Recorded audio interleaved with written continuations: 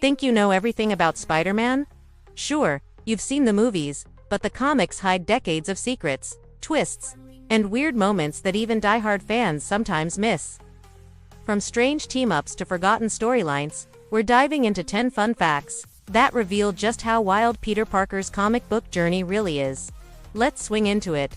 10 fun facts about Spider-Man in the comics. He once wore a paper bag on his head. Spider-Man has had some wild looks over the years, but nothing beats the bombastic Bagman. After separating from the alien symbiote suit at the Baxter Building, Peter was left without a costume. So what did he do? He borrowed a spare Fantastic Four uniform. But there was one problem: no mask. To hide his identity, he grabbed the only thing he could find: a paper bag? Yep, he swung through the city wearing a Fantastic Four suit, no shoes, and a paper bag over his head. He even put a "Kick Me" sign on his back as a joke. It was ridiculous, hilarious, and totally unforgettable. And that's how Spider-Man became the bombastic Bagman, if only for a day. The Clone Saga nearly broke the fandom in the 1990s. Marvel launched one of Spider-Man's most controversial storylines, the Clone Saga. It introduced Ben Reilly, a clone of Peter Parker, and for a while, Marvel teased that he might actually be the real Spider-Man. The story was supposed to be short, but it dragged on for years, with twist after twist, clone after clone. Even more confusion. At one point, Peter quit being Spider-Man to start a family, and Ben took over, leaving fans divided and frustrated. Many saw it as a betrayal of everything Spider-Man stood for. Sales dropped. Reader trust was shaken. Though Ben Reilly has since returned and gained a fantasy, the original Clone Saga became a lesson in how not to overcomplicate a hero's story. J. Jonah Jameson's son became a werewolf. You know J. Jonah Jameson, the loudmouth editor always yelling about Spider-Man. Well, his son, John Jameson, has a much wilder story. John was a decorated astronaut, a true American hero. But during one of his space missions, he discovered a mysterious alien gemstone called the Godstone. When it bonded to his body, he transformed into the Manwolf, a savage, werewolf-like creature with super strength and uncontrollable rage. At night, he lost control, becoming more beast than man. And yes, he even fought Spider-Man multiple times. It's one of the strangest, most unexpected arcs in Spidey's history, where the hero's greatest critic had a literal monster in the family. His web shooters are not organic. Most people know Spider-Man swings from webs. But in the original comics, those webs weren't part of his body. Peter Parker actually invented his own mechanical web shooters. That's right, as a teenager, he designed, built, and perfected a hyper-sure device that shoots synthetic web fluid he also created himself. This wasn't just a cool gadget.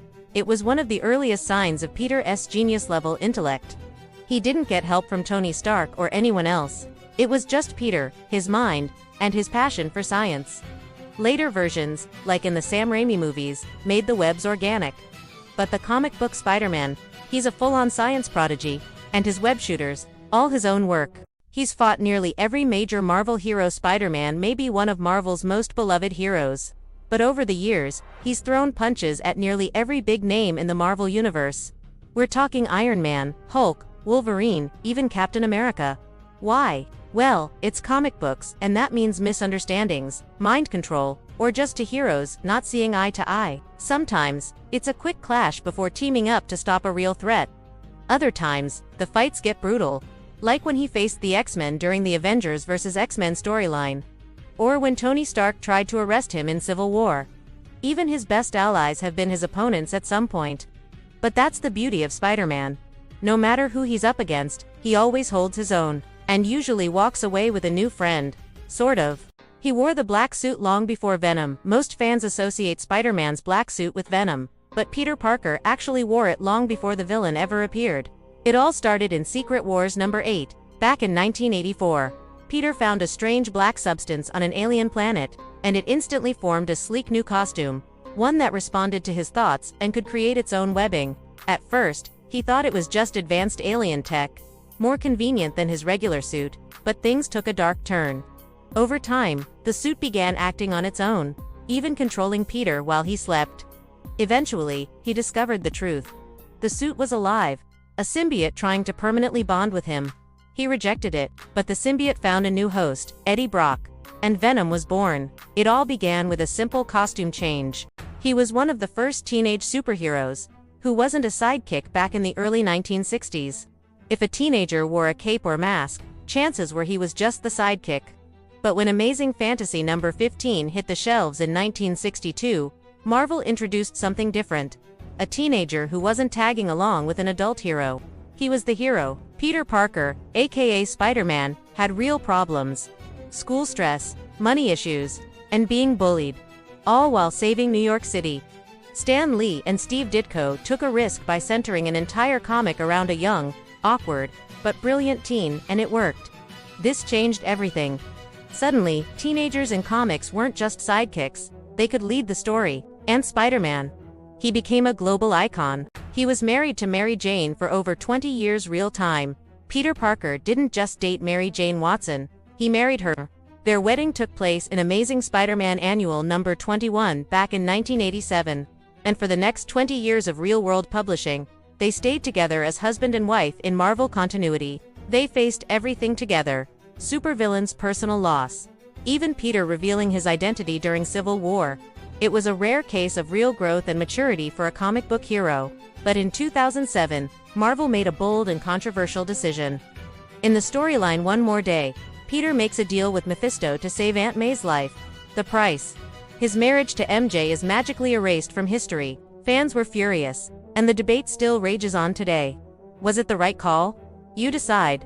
He once joined the Fantastic Four, kind of. In the very first issue of The Amazing Spider-Man, Peter Parker did something unexpected. He tried to join the Fantastic Four, but not because he dreamed of being part of a superhero team.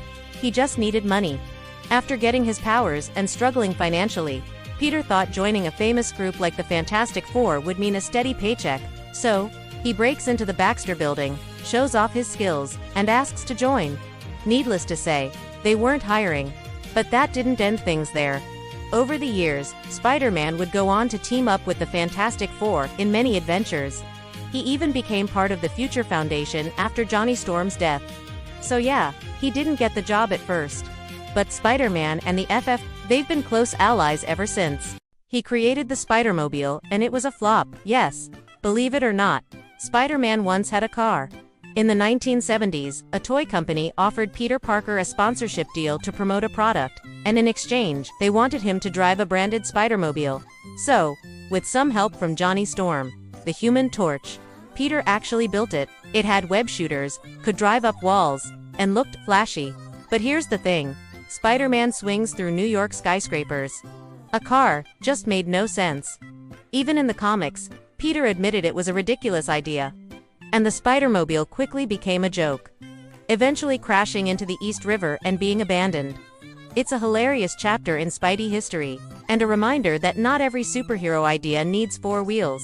If you had fun with these Spider-Man facts, don't forget to leave a like, subscribe for more geeky content, and drop a comment telling us your favorite Spidey moment.